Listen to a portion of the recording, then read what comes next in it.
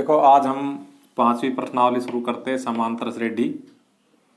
और ये जो प्रश्नावली है इसमें से एक सवाल तो 1 अंक का आ सकता है और एक सवाल 3 अंक का आ सकता है जब तक कहेंगे, जब तक मॉडल पेपर नहीं आ जाते हैं। जब मॉडल पेपर आ जाएंगे तो फिक्स कहने लग जाएंगे। तो ये 4 अंकों की प्रश्नावली या 3 अंकों की हो सकता है, 1 नंबर का सवाल नहीं भी आए। तो इस प्रकार से ये तो है इसका अंक विभाजन इस प्रश्नावली का। दूसरी बात ये, इसमें 5.1, 5.2, 5.3 3 प्रश्नावलियाँ है। ये आपके सिलेबस में है, ये आपके सिलेबस में है और ये आपके सिलेबस से इस साल के लिए हटा दिए सिर्फ। तो हम इस वर्ष केवल 5.1 और 5.2 कवर करेंगे। अब हम शुरू करते हैं। तो सबसे पहले समांतर श्रेणी को समझने के लिए हम अनुक्रम को समझेंगे। तो अनुक्रम क्या होता है? संख्याओं के एक निश्चित नियमानुसार क्रम को अनुक्रम कहते हैं। जैसे उदाहरण इसके हम ले सकते हैं, जैसे 1, 2, 3, 4, 5 ये निश्चित नियम से चल रहा है। अब कोई भी कह सकता है कि आगे 6 आएगा, फिर 7 आएगा, फिर 8 आएगा। तो एक निश्चित नियम के अनुसार चलता हुआ क्रम है, अतः ये अनुक्रम हुआ। और एग्जाम्पल ले सकते हैं, जैसे 1, 3, 5, 7। और एग्जाम्पल ले सकते हैं, जैसे 1, 4, 9, 16। अब ये अनुक्रम क्यों हुआ?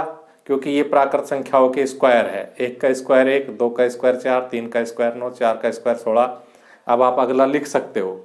यानी कि जब हम किसी संख्याओं की श्रेणी को देखें और उसमें कोई नियम हमें दिखाई देने लग जाए, उस नियम से हम अगला पद लिख सके, तो वो अनुक्रम कहलाता है। इसी प्रकार से हम ये एग्जाम्पल ले सकते हैं, जैसे ए स्क्वायर, ए की 3, ए की 4। अब ये अनुक्रम है। क्यों? क्योंकि अब इससे अगला पद हम लिख सकते हैं कि घात 5, क्योंकि लगातार घात बढ़ती जा रही है। तो कोई नियम लग रहा हो संख्याओं में तो वो अनुक्रम कहलाता है। और उस अनुक्रम में से ऐसा अनुक्रम जिसमें आने वाला पद अपने पूर्व पद में एक निश्चित संख्या जोड़कर प्राप्त किया जाए तो समांतर श्रेणी कहलाती है। जैसे 1, 2, 3, 4, 5 ये समांतर श्रेणी है। क्यों? क्योंकि हमें पता है कि आने वाले पद में 1 जोड़ने से, पूर्व पद में 1 जोड़ने से आने वाला पद यानी अगला पद प्राप्त हो जाएगा। आने वाले पद को प्राप्त करने के लिए उसके पूर्व पद में, जैसे 5 है, अब इसमें 1 जोड़ने से 6 आ जाएगा, 6 में 1 जोड़ने से 7 आ जाएगा। तो वो 1 जुड़ रहा है, तो वो निश्चित संख्या जुड़ रही है, अतः ये समांतर श्रेणी हुई। जैसे दूसरा एग्जाम्पल 1, 3, 5, 7 ये भी समांतर श्रेणी है। क्योंकि अब इसमें एक निश्चित संख्या क्या जोड़ती जा रही है? 2। 1 में 2 जोड़ा 3, 3 में 2 जोड़ा 5, 5 में 2 जोड़ा 7, 7 में 2 जोड़ा 9। तो एक निश्चित संख्या जुड़ती चली जाए वो अनुक्रम कहलाता है। जैसे 4, 7, 10, 13 ये समांतर श्रेणी है। अनुक्रम तो ये सभी है।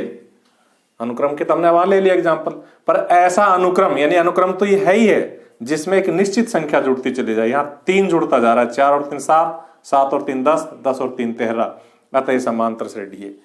एक और एग्जाम्पल ले लेते हैं, जैसे 20, 16, 12, 8 ये भी समांतर श्रेणी है। क्योंकि 20 में माइनस का 4 जोड़ने से 16 आता है, 16 में माइनस का 4 जोड़ने से 12 आता है, 12 में माइनस का 4 जोड़ने से 8 आता है, अतः ये समांतर श्रेणी के उदाहरण हुए। समांतर श्रेणी का जो प्रथम पद होता है उसको हम ए से लिखते हैं। किससे लिखते हैं? ए से लिखते हैं। और जो ये निश्चित संख्या जुड़ती है इसे हम सार्वअंतर कहते हैं। सार्वअंतर का मतलब हर जगह अंतर से, यहां देख लो, यहां देख लो, यहां देख लो, हर जगह अंतर होता है, उसे हम सार्वअंतर कहते हैं। तो सार्वअंतर को किससे लिखते हैं? डी से लिखते हैं।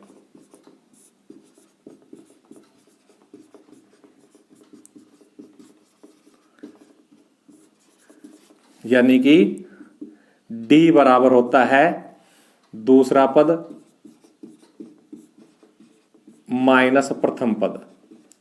हमेशा दूसरे में से पहला घटाया जाएगा। चाहे दूसरा छोटा है चाहे दूसरा बड़ा है, उसी दूसरे में से ही पहला घटाया जाएगा, तो सार्वंतर आ जाएगा। और अंतिम पद को एल से या एन से या टीएन से लिखते हैं।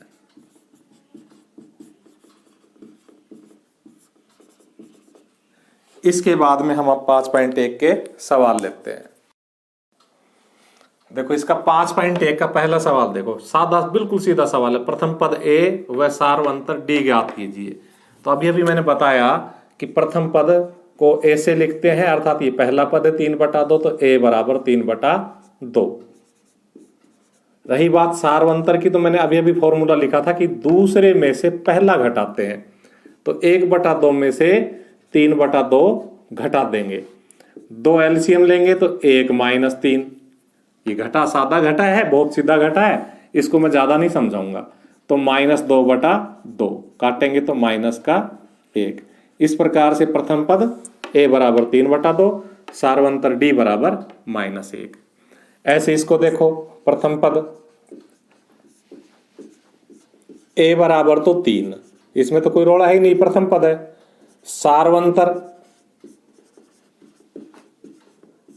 d बराबर दूसरे में से पहला घटाना है, तो देखो दूसरा है -2, अब घटाना है कौन? पहला। तो कितना हो जाएगा? माइनस का ही 2 और माइनस का ही 3, -5। इस प्रकार से हमारे बाकी के बीच के जो सवाल मैंने छोड़ दिए वो आपको स्वयं करने हैं। देखो दूसरे सवाल का हमने पहला और 7वां सेलेक्ट किया है, बाकी क्या आप खुद करना है, बिल्कुल सीधे सवाल है। प्रथम पद ए दिया हुआ है, सार्वंतर डी दिया हुआ है, तो इसके प्रथम 4 पद ज्ञात करने हैं समांतर श्रेणी के। तो हम लिखेंगे प्रथम पद बराबर 1, क्योंकि यही -1। द्वितीय पद आपको परिभाषा बताई थी, तब बताया था कि अगर पहलड़े में -1 में सार्वंतर जोड़ दे तो दूसरा पद आ जाता है। इस प्रकार से -1 में 1/2 जोड़ा, तो एलसीएम लेके जोड़ेंगे, इसके बटा 1 मान के, तो क्या आएगा? -2 + 1 बराबर -1/2। और अगर दूसरे पद में फिर सार्वंतर जोड़ दे, तो देखो दूसरा पद कितना है? -1/2। इसमें फिर सार्वंतर जोड़ दे तो तीसरा पद आ जाएगा, -1/2 + 1/2 कट जाएगा, कोई एलसीएम लेने की जरूरत नहीं है। चतुर्थ पद,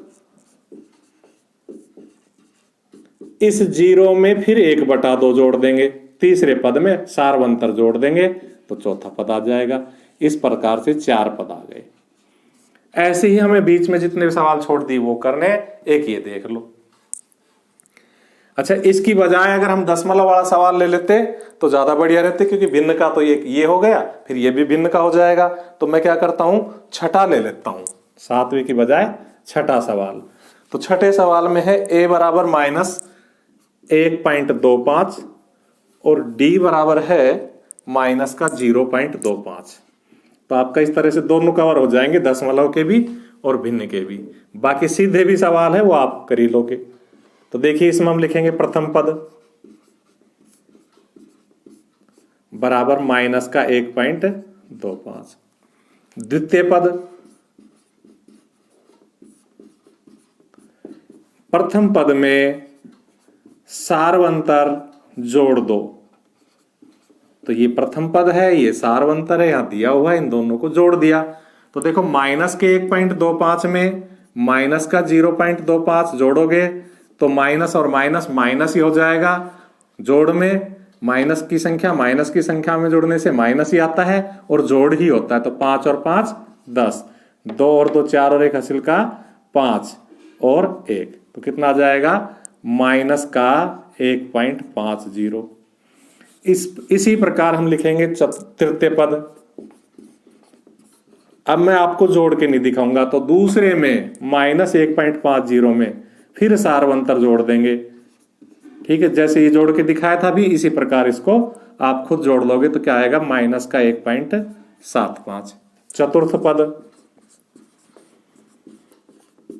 माइनस के यानी कि तीसरे पद में 1.75 में फिर सार्वंतर जोड़ देंगे माइनस का 0.25। तो कितना हो जाएगा, इसको देखो मैं आपको फिर जोड़ के दिखा देता हूं। ये तो हुआ ये और ये हुआ आपका ये। तो देखो 5 और 5 10, 7 और 2 9 और 1 हासिल का 10, 1 हासिल कर 1 ये 2, और क्योंकि दोनों माइनस के इसलिए माइनस का, तो माइनस का 2। 0.00 लिखने की आवश्यकता हमें नहीं है। आंसर इसका तीसरा सवाल अगली वीडियो में लेंगे।